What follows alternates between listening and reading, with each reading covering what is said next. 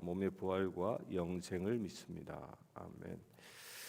오늘 함께할 말씀은 사도행전 18장 1절에서 17절까지입니다. 사도행전 18장 1절에서 17절까지 보겠습니다. 찾아놓으시면 말씀을 보면서 증언하겠습니다. 사도행전 18장 1절에서 17절.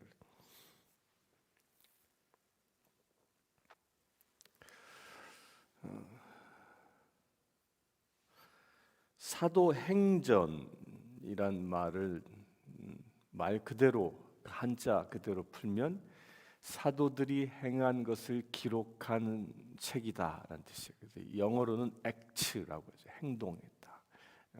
그 사도행전의 이 주안점은 사도들이 어떻게 성령의 인도하심에 순종하며 행동했는가.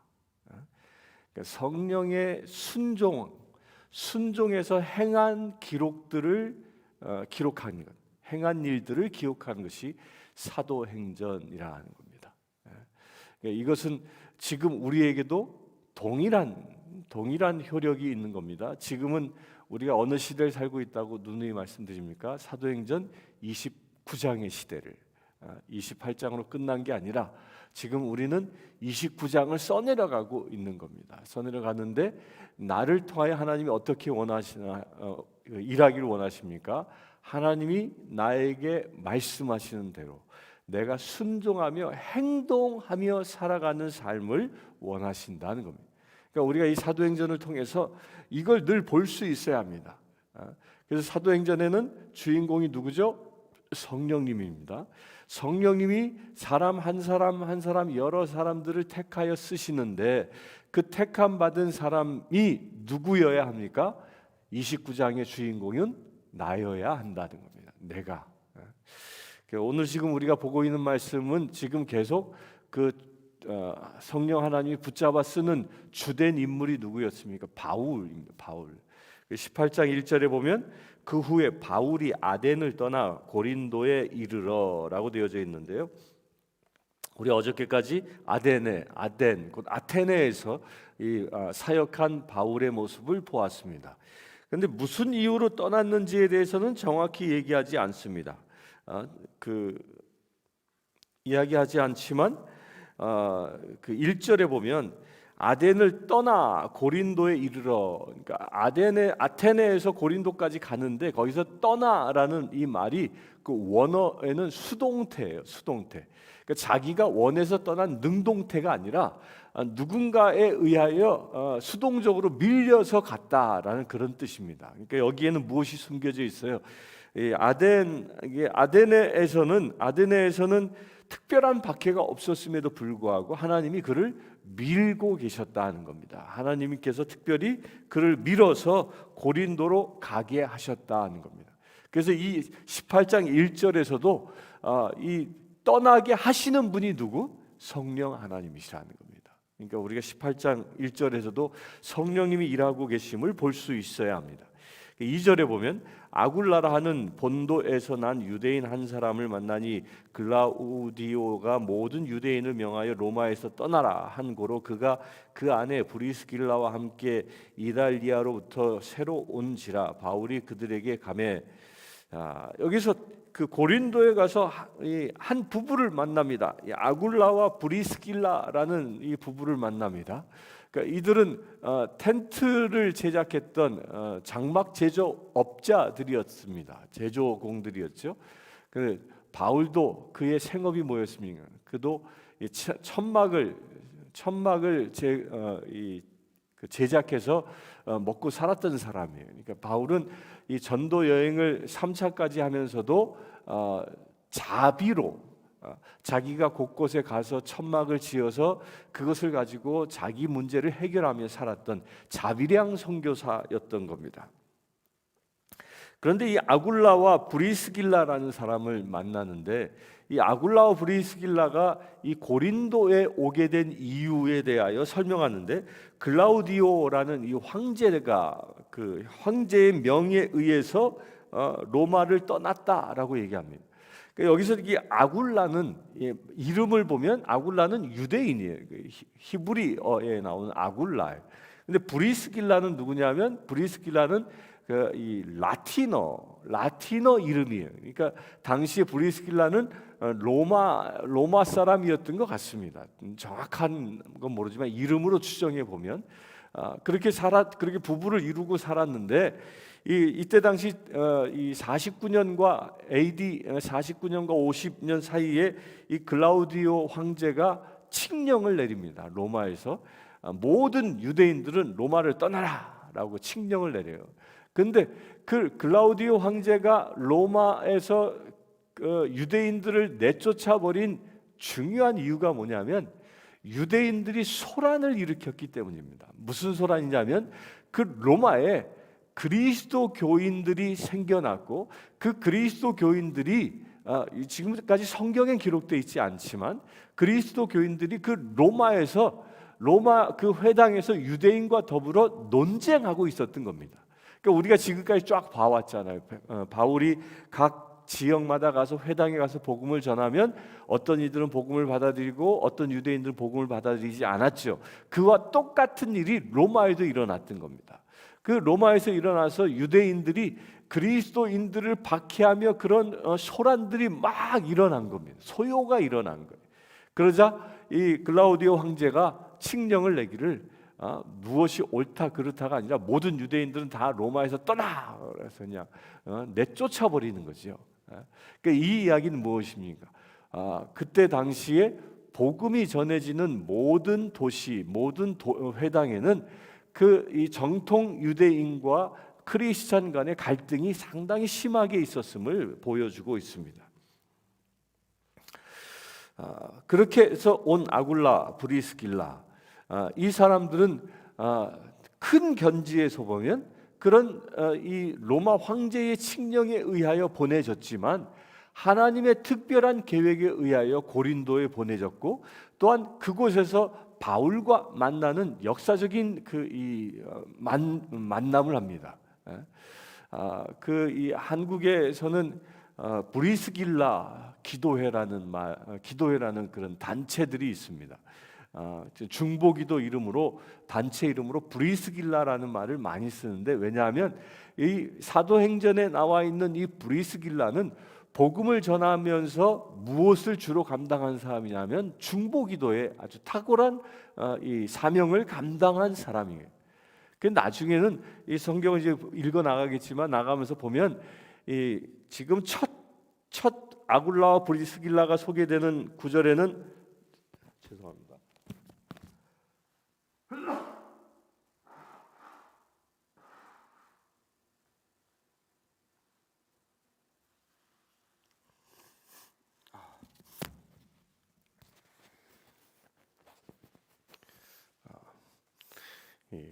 꽃 알러지가 이게 또 어제 백합꽃 향을 너무 많이 맡았나.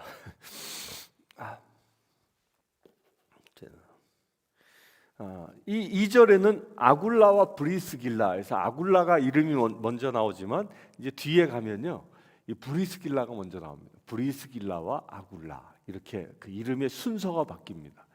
성경에서는 이름의 순서를 바꾸는 건 뭘 의미한다고 그랬어요? 누가 더 중요하게 많은 일을 했느냐에 따라서 이름이 앞에 나온다는 겁니다. 그러니까 그만큼 이 브리스길라는 중보기도 사역자로 복음 전도자로 아주 중요한 역할을 감당하고 있었던 사람이었습니다. 이제 그 사람을 이 바울이 만나는 겁니다. 그러니까 바울은 엄밀히 얘기하면 이 전도단으로 보면은 이 가장 최전방에 서서 복음을 선포하며 막 장벽을 뚫고 나가는 그런 돌격대와 같은 사람입니다.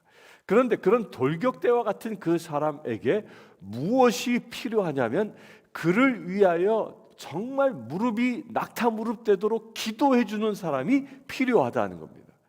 그러니까 하나님께서 이 고린도에서 그 사람을 만나게 하는 겁니다. 브리스길라라는 이 중보 기도자를. 그 중보기도 브리스길라를 만나서 사역이 어떻게 바뀌어지는가는 이제 오늘 말씀을 통해 다시 보겠습니다. 3절에 생업이 같음으로 함께 살며 일을 하니 그 생업은 천막을 만드는 것이더라. 안식일마다 바울이 회당에서 강론하고 유대인과 헬라인을 권면하니라. 이 사람들이 이제 만났는데 생업이 뭐예요? 천막을 기는 일이다. 여기서는 생업이라고 얘기했습니다. 그리고 4절에 안식일마다 회당에서 강론하고 유대인들에게 권면하더라라고 얘기합니다. 저는 이 말씀을 보면서 여긴 써 있지 않지만 호구지책을 위한 생업은 천막을 깃는 일이었지만 이 말씀에서 하고자 하는 본업, 바울과 아굴라와 브리스길라의 본업이 무엇이냐? 안식일날 가르치고 복음을 선포하는 게 본업이다라는 그 말을 숨기고 있다라는 느낌을 받습니다. 그들은 먹고 살기 위하여 주어진 직업이 본업이 아니라는 거예요. 그건 하나님이 우리의 필요를 채워주기 위한 호구지책인 것이지 그 호구지책이 삶의 목적이 아니라는 겁니다. 우리가 이 세상에서 살아가는 이유가 아니라는 거예요. 진정 우리가 이 세상에서 살아가는 이유는 바울이 천막을 깁는 일이 아닌 것처럼, 복음을 전하는 것처럼 우리 그리스도인들이 진정 세상을 살아가는 가장 중요한 본업은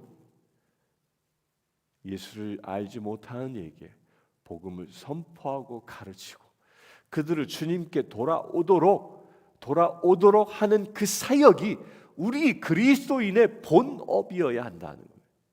사도행전이 그 얘기를 하고 있는 것이죠.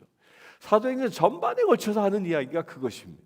사도행전에 성령 하나님에 의하여 쓰임 받는 모든 사람들은 자신들이 순교를 당하면서까지도 무엇을 합니까? 복음을 전파합니다.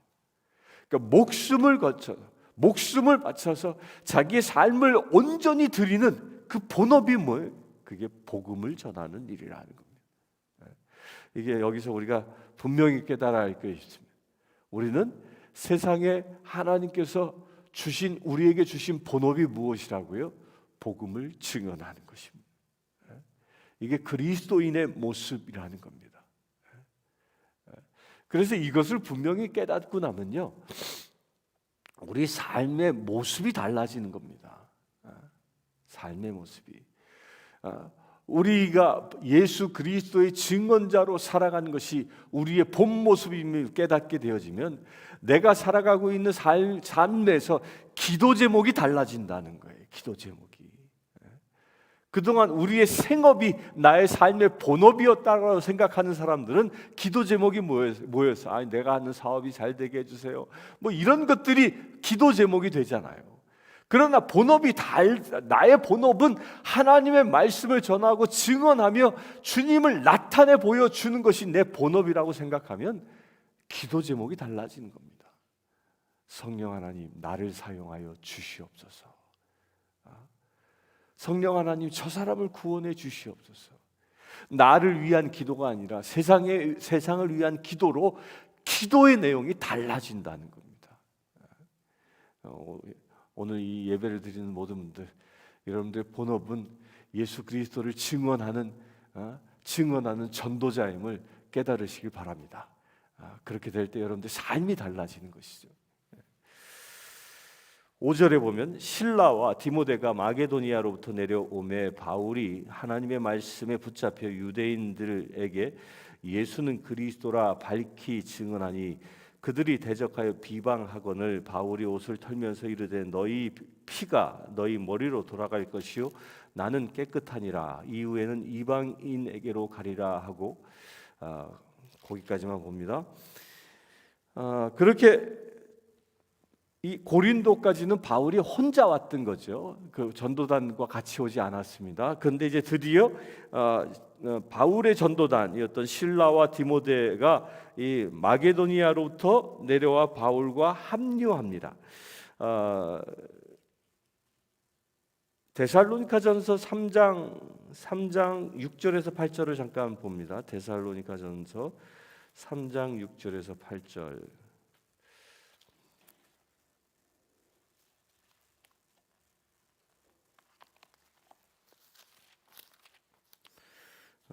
3장 6절에서 8절에 보면 지금 디모데가 너희에게로부터 와서 너희 믿음과 사랑의 기쁜 소식을 우리에게 전하고 또 너희가 항상 우리를 잘 생각하여 우리가 너희를 간절히 보고자 함과 같이 너희도 우리를 간절히 보고자 한다 하니 이러므로 형제들아 우리가 모든 궁핍과 환난 가운데에서 너희 믿음으로 말미암아 너희에게 위로를 받았노라. 그러므로 너희가 주 안에서 굳게 선즉 우리가 이제는 살리라. 자, 요 장면이 지금 데살로니가 전서에 기록되어져 있는 겁니다. 데살로니카인들에게 바울이 편지를 보낼 당시가 뭐였냐면 이 디모데, 신라와 디모데가 이제 그 고린도에 도착했던 그 시점에 이 데살로니가 전서를 쓴 겁니다. 그런데 이 신라와 디모데가 온 그 시점, 그 신라와 디모데를 만난 그 감정이, 그 마음이 여기에 기록되어져 있습니다. 그 어떤 마음이었습니까? 이 데살로니가 사람들이 이 바울을 보고 싶어 하는 마음이 간절했다. 그 간절히 그 데살로니가 교인들이 바울을 향한 그 뜨거운 사랑을 전해 들음으로 인해서 어떤 일이 일어났습니까? 궁핍과 환난 가운데 그 모든 그 고난 가운데 있었던 바울이 거기서 위로를 얻었다라고 얘기합니다. 그렇게 위로를 얻으면서 너희가 주 안에 굳게 선즉, 그러니까 데살로니가 교인들이 믿음이 강건해지는 것을, 그 소식을 들으면서 우리가 이제 살리라. 이게 바울의 고백입니다. 내가 이제 살 것 같다. 이제 이런 얘기를 하고 있는 겁니다. 그런 고난과 역경 속에서 핍박 가운데 복음을 증언해서 나는 지금 죽을 것 같은 고생을 하고 있었는데 이제 내가 살 맛이 난다라고 증언하고 있는. 그렇게 살맛 나는 모습을 어떻게 표현하고 있냐면 그 5절에 바울이 하나님의 말씀에 붙잡혔다라고 표현하고 있는 겁니다. 새롭게 심기일전하고 있다는 겁니다.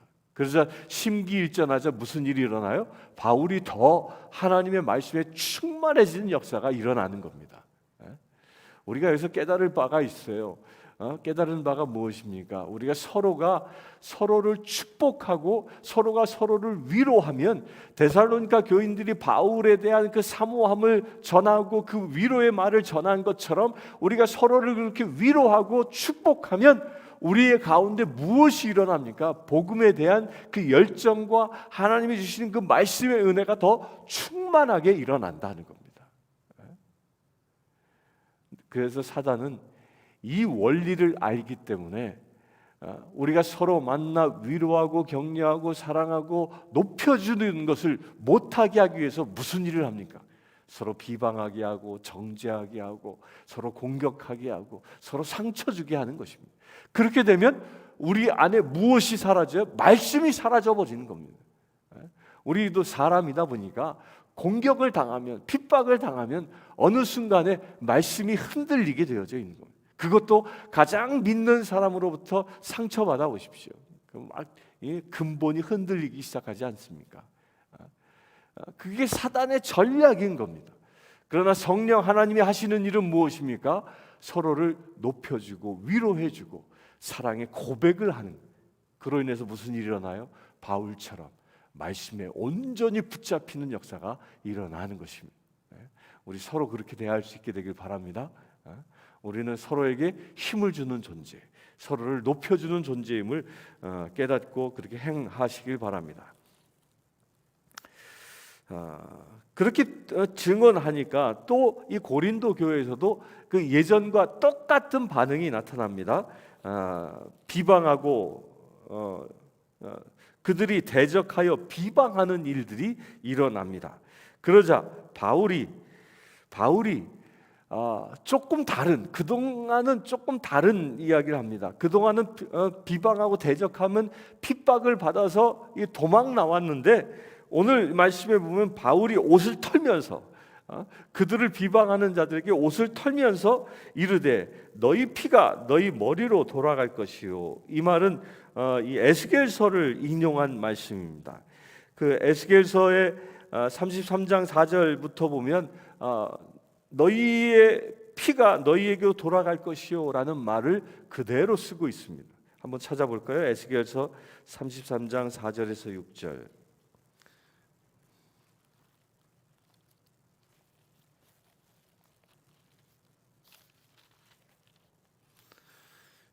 그들이 나팔 소리를 듣고도 정신 차리지 아니하므로 그 이마는 칼에 제거함을 당하면 그 피가 자기의 머리로 돌아갈 것이라. 나팔 소리를 듣고도 정신 차리지 아니하면, 이 이야기하고 있는 거예요. 이 유대인들아, 지금 주님이 임하셨다. 주님이 오셨다. 너희가 십자가에 못 박아 죽은 그 예수가 그리스도이시다. 이 선언, 그 나팔 소리와 같은 그 선언을 듣지 아니하면 칼에 제거함을 당하면 그 이마는 칼에 제거함을 당하면 그 피가 자기의 머리로 돌아갈 것이요. 이게 무엇을 얘기하냐면 이게 목베임을 당한, 죽임을 당함을 이야기하는 것입니다. 아주 엄청난 이야기를 하고 있죠. 나는 깨끗하니라 이후에는 이방인에게로 가리라라고 선언합니다. 너희가 핍박하냐? 이제 나는 이방인에게 가겠다라고 얘기합니다. 그렇다고 이 바울이 유대인들을 다 버렸느냐? 그렇지 않습니다. 나중에 이 서신에서 뭐라고 얘기합니까? 나는 유대인들을 더 사랑한다. 사랑한다고 분명히 고백합니다. 7절에 거기서 옮겨 하나님을 경외하는 디도 유스도라 하는 사람의 집에 들어가니 그 집은 회당 옆이라. 또 회당장 그리스보가 온 집안과 더불어 주를 믿으며 수많은 고린도 사람도 듣고 믿어 세례를 받더라. 자, 이 고린도에서 이제 복음을 본격적으로 증언하기 시작했는데요. 이 고린도라는 곳은 어떤 곳이냐면, 고린도는 당시에 그 인구만 해도 약 65만 명이 사는 이 거대한 도시였습니다. 2000년 전에요 65만 명이 사는 도시라고 하면 지금 미국의 규모로 따지면 뉴욕시 정도 되어지는 그런 규모일 겁니다. 이 고린도는 바닷가를 끼고 있는 항구 도시였고 무역업이 성행했던 곳이었거든요. 이 또 금융이 굉장히 발전되어져 있는 미국의 뉴욕과 거의 비슷한 그런 성향과 비슷한 그런 도시였습니다. 그런 큰 도시였어요. 거기 인구만 65만 명인데 재밌는 건요. 그 당시 역사학자들이 그 이야기가 이 65만 명 중에 25만 명이 자유인이고요. 40만 명 정도가 노예였다는 겁니다. 노예 숫자가 자유인보다 훨씬 많은, 거의 근 2배 가까이 많은 그런 도시였습니다. 그래서 노예에 의하여 운영되어지는 그런 도시였다는 겁니다. 그런데 그런 도시에 주 신전이 뭐냐면, 주 신전이 이 아프로디테 신전입니다. 아프로디테가 이 로마 신화로 오면 이게 비너스 신이 되는 겁니다. 미의 여신이라고 얘기하지만 이 아프로디테 이 여신은 이 음란 신의 대명사입니다. 대명사. 그 당시에 이 아프로디테 신전에는요, 이 여사제들이 약 1000명 가까이, 이 고린도에 1000명 정도의 여사제가 있을 정도로 이 음란의 이 대명사였던 겁니다. 이게 뭐 공창과 같은 것이었던 거지요. 그렇게 음란한 곳이었습니다. 그것이 단순한 음란을 넘어서서 당시에 이 고린도 여자라는 이 말은 무엇으로 쓰여졌냐면 아주 음란한 여자, 이런 대명사로 매춘부 이렇게 부를 정도로, 매춘부를 고린도 여자 그러면 매춘부란 뜻으로 사용될 정도로 고린도는 그렇게 음란으로 가득했던 곳입니다. 또한 거기에는 12개가 넘는 그런 큰 신전들이 있었는데 그 중에 하나 이게 아폴로 신전이래요. 아폴로 신전. 이 아폴로 신전은요, 거기에서 이 아폴로 신전을 섬기는 제사장들은 이 미소년들이 있었습니다. 미소년들이. 이게 이 시대에 소아성애자들, 동성애자들, 그런 소아성애와 동성애자들을 위한 신전이 따로 있었던 겁니다. 그러니까 얼마나 음란했던 곳인지를 보여주고 있습니다. 이렇게 가장 음란한 이 유럽 도시 가운데서 음란의 대명사였던 그 고린도에 하나님은 바울을 보내시고요. 그곳에 얼마만큼 머물게 하셨냐면 11절에 보면 1년 6개월 동안, 그동안 바울이 지금 이제 고린도에서 2차 전도 여행이 끝나는데 그 1차, 2차에 걸쳐서 가장 오랫동안 그 고린도였습니다. 그 고린도가 어떤 것? 가장 음란한 곳이었다는 겁니다. 여기에는 분명한 하나님의 뜻이 있습니다. 이걸 바울은 뭐라고 고백하냐면 죄 많은 곳에 은혜도 많다라고 고백합니다. 곧 하나님은 우리 인간의 어디에 관심을 두고 있냐면 가장 죄악의 죄 가운데 그 가장 큰 죄가 주님 앞에서 회개하고 돌아오기를 원하시는 겁니다. 그래서 당신이 사랑하는 이 바울과 그 전도단들을 그 고린도에 보내서 그 도시에 새로운 무브먼트를 일으키고 있는 것입니다.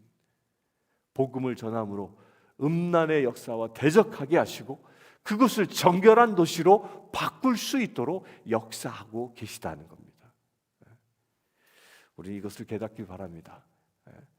이것은 거꾸로 얘기하면요, 나의 가장 감추고 싶은 죄, 나를 나대게 했던, 나를 고통스럽게 했던, 나를 갈등하게 했던, 고민하게 했던 그 죄에 누가 가장 관심을 두고 보십니까?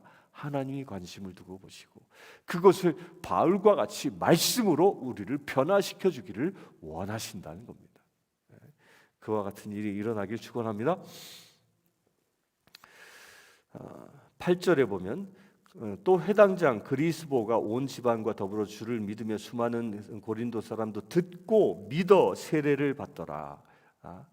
회당장부터 그 집안까지 구원을 받게 되고, 여기서 고린도 사람이라고 했는데 여기서 아예 표현을 어떻게 했어요? 수많은 사람.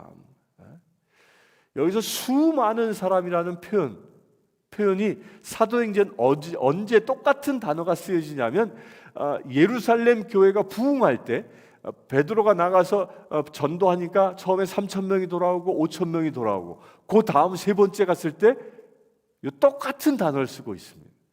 많은 사람들이 죽게 돌아오더라. 그러니까 이 말은 뭐냐면 5,000명 이상 되어지는 수많은 사람들을 이야기하는 겁니다. 그러니까 이 당시 이 고린도 교회에 얼마만큼 큰 부흥이 일어났는지를 보여주고 있는 겁니다.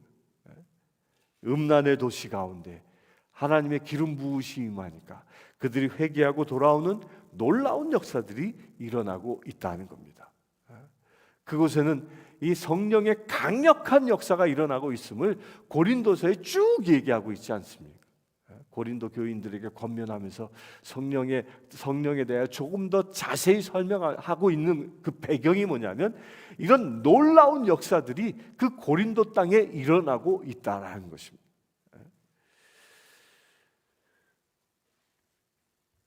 9절에 밤에 주께서 환상 가운데 바울에게 말씀하시되 두려워하지 말며 침묵하지 말고 말하라. 내가 너와 함께 있음에 어떤 사람도 너를 대적하여 해롭게 할 자가 없을 것이니 이는 성중에 내 백성이 많음이라 하시더라.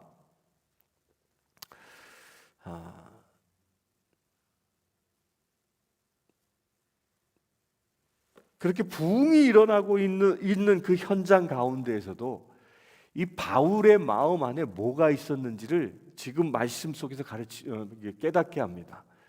부흥이 막 일어납니다. 고린도 교회에 막 수많은 사람들이 돌아와서 회개하고 세례받고 막 정신없이 부흥이 일어나고 있는 거예요.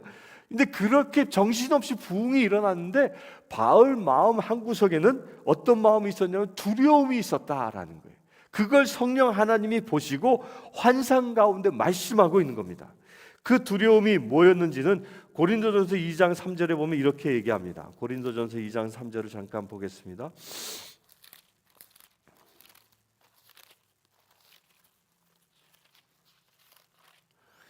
2장 3절에 보면 내가 너희 가운데 거할 때에 약하고 두려워하고 심히 떨었노라라고. 그러니까 바울이 고린도 교회에 있을 때 너무 내가 약해져 있었고 두려워했고 심히 떨었다라고 얘기합니다. 이건 뭘 얘기하는 거냐면요, 그동안 바울이 고린도에 오기까지 복음을 전하면 그 마지막 결론이 뭐였습니까? 박해였잖아요. 돌 맞아 죽기도 했고요. 또 태장을 맞아서 곤욕을 치르고 그 많은 역경들을 겪었잖아요. 그 역경들을 겪고 난 바울은 그 안에 뭐예요? 두려움이 오는 거예요. 두려움이. 이게 매는 장사가 없다고요. 그 두려움이 옵니다. 두려움이. 제 친구 하나가 군대를 잡혀갔거든요. 그때 당시 학교에서 성균관대학교를 다녔는데 데모를 이렇게 열심히 했던 친구예요. 근데 데모하다가 이 사진에 찍혀서 군대에 강제 징집대 갔어요. 그러니까 군대에 딱 들어가니까 자대 배치를 받고 나니까 보안대 요원이 찾아오더래. 아무개야 일로 와. 데리고 가더래. 매일 데리고 가서 보안대 사무실에 앉혀놓고 하는 일이 딱 하나 있었대. 이렇게 딱 앉혀놓고 보안대 요원이 앞에 서가지고 뭐 하냐면 요 가슴 있잖아요. 이게 심장이 있는 왼쪽 가슴, 여기를 하루 종일 때린대요. 이렇게. 그것도 세게 때리는 것도 아니고 톡톡 이렇게. 근데 이게 안 아플 것 같죠? 하루 종일 맞으면 나중에 경기가 난대요. 그 다음 날 이렇게 또 잡혀갔는데 딱 앉혀서 손이 이렇게 오니까 자기가 부들부들 떨고 있더래. 이렇게 살살 때리는 게, 이게 폭력은요, 사람들로 하여금 그렇게 어마어마한 두려움을 주게 되어져 있는 겁니다. 이렇게 살살 때리는 것도 그런 두려움을 주는데, 바울은 돌로 맞고 태장을 맞고 무려 3번씩이나 그런 경험을 하지 않습니까? 그러니 그도 아주 인간이었다는 겁니다. 그런 두려움에. 우리도 세상을 살면서 복음 때문에 고난 당하면 아유, 내가 왜 그런 일을 해야 돼? 복음 때문에 누군가에게 욕을 먹고 누군가로부터 시비거리를 당하고 좋지 않은 이야기를 들으면 아니, 내가 왜 그거 해야 돼? 라고 두려워서 싫어서 거절할 수도 있다라는 겁니다. 그러나 복음 때문에 겪는 고난이라면 예수 이름으로 승리하길 축원합니다. 그것을 누가 알고 계세요? 하나님이 알고 계신 겁니다. 하나님이 아시고 직접 바울에게 찾아와 두려워하지 말며 침묵하지 말라. 너 이제 더 이상 두려워하지 말라. 이제 말하면서 뭐라고? 내가 너와 함께 있으며 어떤 사람도 너를 대적하여 해롭게 할 자가 없을 것이니 이는 이 성 중에 내 백성이 많음이라. 이제 내가 두려움에서 떨쳐 일어나라. 그럼 이 성 안에, 이 고린도 성 안에 너의 말에 순종하며 주의 백성이 되는 이들이 수많은 사람들이 일어날 것이다. 이것은 실제로 1년 6개월 동안 이루어집니다. 1년 6개월 동안 사도 바울이 복음을 선포함으로 대부흥이 고린도 땅에 일어나는 것입니다. 이것은 마치 한국에서 평양 대부흥과 같은, 한국의 가장 음란한 도시가 평양이었죠. 기생으로 유명한 도시. 이 양반네들은 처첩을 두지 않으면 손가락질 당하는, 그게 상식이었던 그런 도시. 평양대 부흥 운동이 일어나기 전에는 교회에 등록하고 세례를 받았음에도 불구하고 첩을 정리하지 않았던 그런 도시가 평양이었는데, 그것에 성령이 강력하게 임하니까 기생들이 회개하고 주님 앞에 돌아오고 처첩을 정리하고 술집들이 문을 닫는 그런 역사가 일어난 것처럼 고린도에 그런 역사가 1년 6개월간 일어난 것입니다. 우리가 복음을 전하면 이 땅 가운데 음란이 떠나갈 줄 믿습니다. 저는 다운타운에 갈 때마다 그런 기도합니다.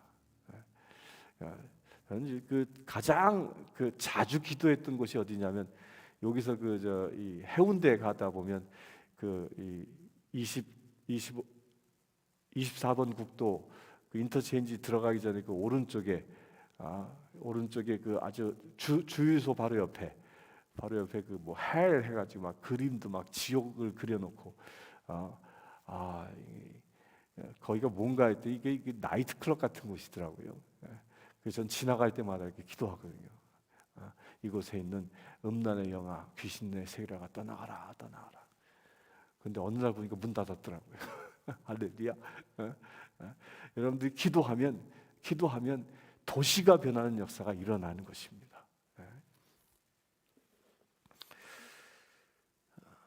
12절에 갈리오가 아가야 총독되었을 때 유대인이 일제히 일어나 바울을 대적하여 법정으로 데리고 가서 말하되 이 사람이 율법을 어기면서 하나님을 경외하라고 사람들을 권한다 하거늘 바울이 입을 열고자 할 때에 갈리오가 유대인들에게 이르되 너희 유대인들아 만일 이것이 무슨 부정한 일이나 불량한 행동이었다면 내가 너희 말을 들어주는 것이 옳거니와 만일 문제가 언어와 명칭과 너희 법에 관한 것이라면 너희가 스스로 처리하라. 나는 이러한 일의 재판장이 되기를 원하지 아니하노라 하고 그들을 법정에서 쫓아내니 모든 사람이 회당장 소스데네를 잡아 법정 앞에서 때리되 갈리오가 이 일을 상관하지 아니하리라.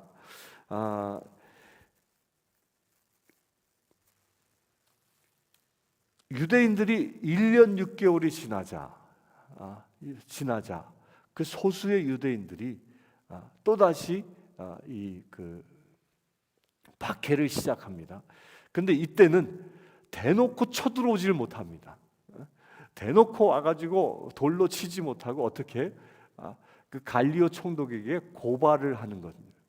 근데 이때 이 갈리오라는 총독은 이 총독이 내린 이 결정은요, 당시에 이 중요한 판례가 되어집니다. 그래서 갈리오가 내린 이 판정은 뭐예요? 이건 로마 법으로 해결할 게 아니다. 이건 너희들 개인의 종교 간의 문제니까 너희들 유대 민족 안에서 일어난 종교의 문제이기 때문에 너희들 법에 따라서 행하라라고 이야기하고 있는 겁니다. 그리하여 이제는 로마 법에 의해서 이 그 기독교가 이 제지당한 것을 금하는 그런 법령이 생기게 된 겁니다. 근데 이게 이제 나중에 이 네로 황제에 의하여 뒤집어지기죠. 그러나 그 전에는 로마 법에 의해서 보호받는 일이 이때 일어나는 겁니다.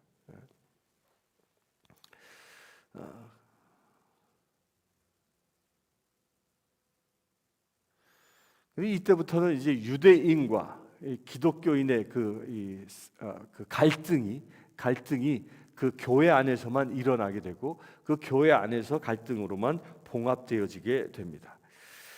이제 여기까지가 2차 전도 여행의 마지막 여정이었습니다.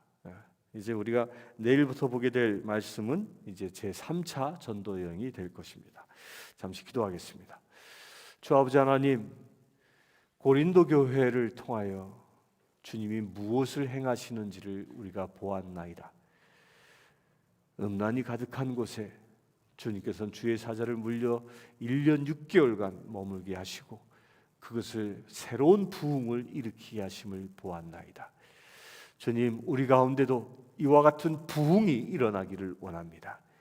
한 사람 한 사람 주님의 교회된 지체된 모든 주의 영 가운데에서도 모든 음란들이 떠나가고 오직 주 안에서 새로운 부흥이 일어나길 원합니다.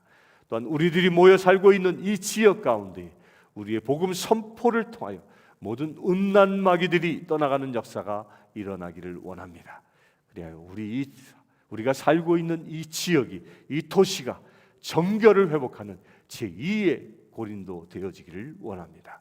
예수 그리스도의 이름으로 기도드리옵나이다. 아멘. 찬송가 305장 찬양하겠습니다.